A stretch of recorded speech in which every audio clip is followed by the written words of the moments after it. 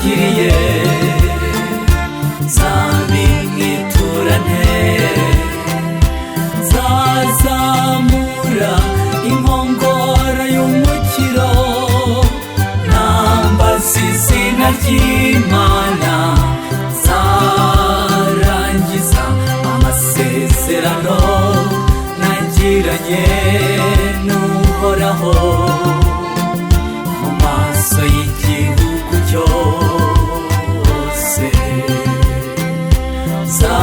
nzarangiza amasezerano nagiranye n'Uhoraho mu maso y'igihugu cyose. Icyo nshimira Uhoraho nuko atajya antererana, icyo nkundira Uhoraho nuko ampora bugufi. Iyo mutakiye akumva ijwi ryanjye arunama akantega amatwi, iminsi yo kubaho kwanjye sinzabura kumwiyambaza, iminsi yo kubaho kwanjye sinzabura kumwiyambaza. Uhoraho ibyiza yangiriye nzabimwiturane nzazamura inkongoro y'umukiro nambaza izina ry'Imana nzarangiza amasezerano nagiranye n'Uhoraho mu maso y'igihugu cyose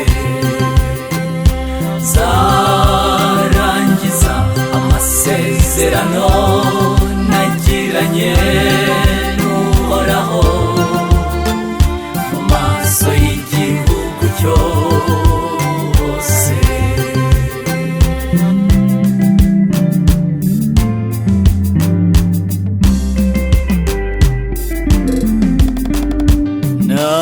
Namwituriki wampaye ubuzima,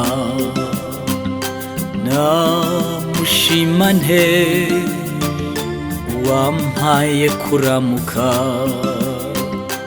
namuririmba nte umenyera ibinkwiye akanyitaho, niwe umenya uko ndyamye akamenya uko ndamutse, niwe umenya uko ndyamye akamenya uko ndamutse.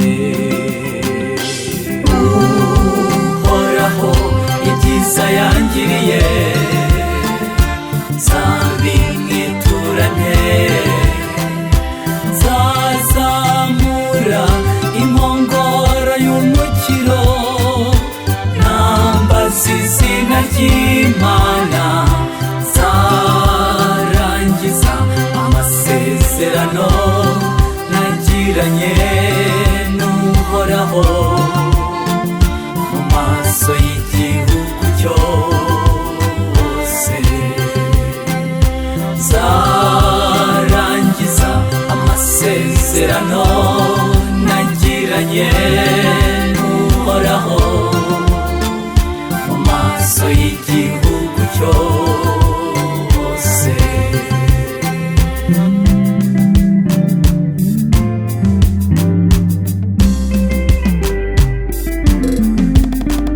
Nimuze dusingize Uhoraho umwami usumba bose, nimuze turirimbe urutare rudukiza, duhane